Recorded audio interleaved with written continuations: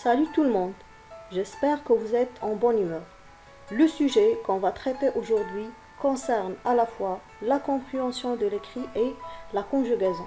Il s'agit des temps du récit. On va profiter de l'occasion pour parler de la confusion entre l'imparfait et le passé simple. Comme d'habitude, on va commencer par une brève définition. Les temps du récit sont utilisés pour raconter des événements qui sont déjà produits au passé. Aujourd'hui, on va insister seulement sur 4 temps. On va voir le passé composé, le passé simple, le présent narratif et l'imparfait. Commençons par le premier temps.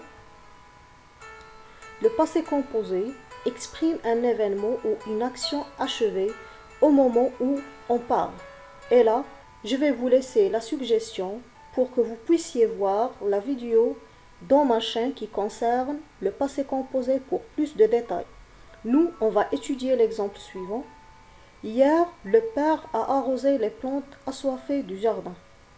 Le père a déjà arrosé les plantes. L'action est limitée dans le temps, c'est-à-dire qu'elle a terminé au moment où il parlait, c'est-à-dire au moment de la narration. Pour le présent narratif pose un problème parce qu'il entre en confusion avec le présent réel.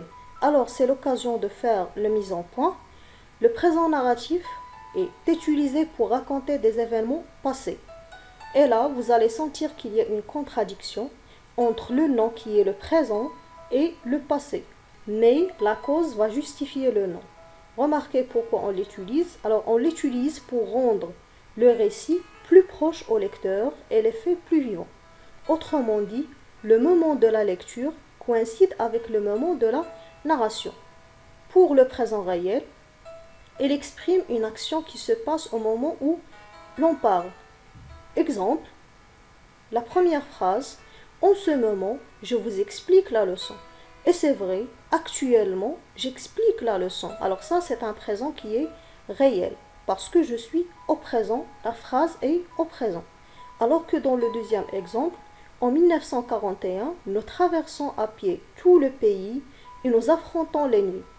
Là, vous allez voir que la phrase est au passé parce que vous avez la date 1941 qui est au passé alors que les verbes sont conjugués au présent.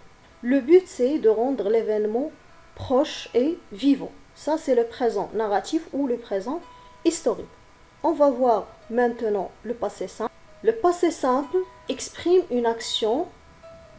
Lorsque je dis action, ça veut dire un verbe. Alors une action passée, complètement achevée, autrement dit accomplie et terminée. Le passé simple a plusieurs valeurs. Alors on va les souligner dans le tableau suivant. Alors la première valeur, il peut exprimer une action brève.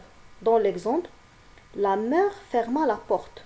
L'action de fermer la porte est une action qui est brève. Par exemple, elle peut durer 2 secondes, 3 secondes. C'est une action très courte. Dans la deuxième valeur, on va parler d'une action soudaine. Comme dans la phrase « L'orage s'éclata et la pluie tomba ». Évidemment, on ne s'attendait pas à ce que l'orage s'éclate et la pluie tombe. Alors ça, c'est une action qui est inattendue ou soudaine. Dernière valeur, c'est la succession d'actions, comme dans la phrase « Il ramassa ses affaires, se leva et sortit sans mot dire ».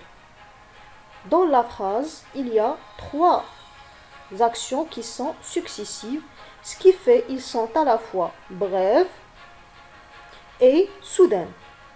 On va passer pour voir maintenant l'imparfait. L'imparfait exprime une action passée inachevée. Et là, vous allez comprendre qu'il s'agit d'une contradiction entre l'imparfait, le passé simple et le passé composé. Parce que l'imparfait exprime une action inachevée, alors que le passé composé et le passé simple expriment des actions qui sont achevées. Qu'est-ce que j'entends par action inachevée? C'est une action qui est délimitée, dont la fin et le début ne sont pas précis. Remarquez les valeurs. Pour l'imparfait, on peut l'utiliser pour exprimer une habitude, comme dans l'exemple. Chaque matin, l'ouvrier se réveillait tôt et se préparer au travail. On va comprendre que ces deux actions sont une habitude pour l'ouvrier. Chaque matin, il fait la même chose. Dans la deuxième valeur, il s'agit d'une action inachevée dans le passé. Le cultivateur récoltait les fruits. L'action de récolter, c'est une action continue qui demande beaucoup de temps, alors on a utilisé l'imparfait. La dernière valeur, c'est la description, comme dans la phrase « Le paysage était splendide, les papillons voltigeaient et le soleil brillait ». Là, il s'agit d'une description et l'imparfait est le ton par excellence de la description. Passons maintenant pour parler de la confusion entre le passé simple et l'imparfait dans la remarque suivante. Le passé simple est une action brève qui vient parfois interrompre le déroulement d'une action exprimée à l'imparfait. Autrement dit, l'imparfait et le passé simple vont toujours de pair. On ne peut pas les séparer, comme dans la phrase « Le père lisait le journal, soudain le téléphone sonna ». Vous avez deux propositions. Chaque proposition contient une action. L'action de lire et l'action de sonner. On va essayer de schématiser pour que vous puissiez comprendre cette relation entre l'imparfait et le passé simple. Alors on va commencer par la première proposition. Remarquez, le père lisait le journal calmement.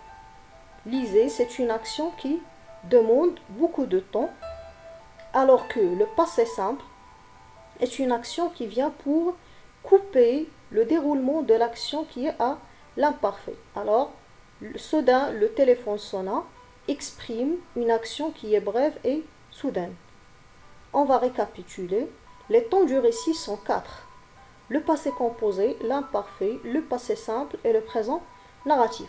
On va schématiser chaque temps. On va commencer par l'imparfait. Remarquez l'imparfait. Alors, c'est une action qui dure dans le passé, une action inachevée.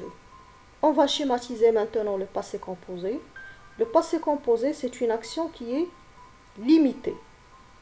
Le présent narratif, on l'a signalé par un point parce qu'il se réalise au moment où on parle.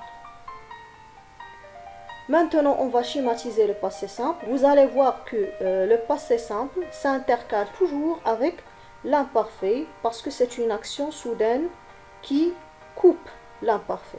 Alors, n'oubliez pas que tous les temps qu'on a discutés aujourd'hui se réalisent au passé. Alors, on va voir un petit exercice. Dans l'exercice d'aujourd'hui, j'ai choisi d'insister sur cette relation ambiguë entre l'imparfait et le passé simple. Alors, remarquez la question. Mettez les verbes au temps du récit. Vous avez le choix entre l'imparfait et le passé simple. Première phrase. Le professeur expliquait la leçon quand le directeur arrivait le voir. Vous avez deux actions, l'action d'expliquer et l'action d'arriver. La première action, l'explication, est une action qui est dure, qui prend beaucoup de temps. Alors, on va utiliser l'imparfait. Ça va donner expliquer. On va passer pour la deuxième action.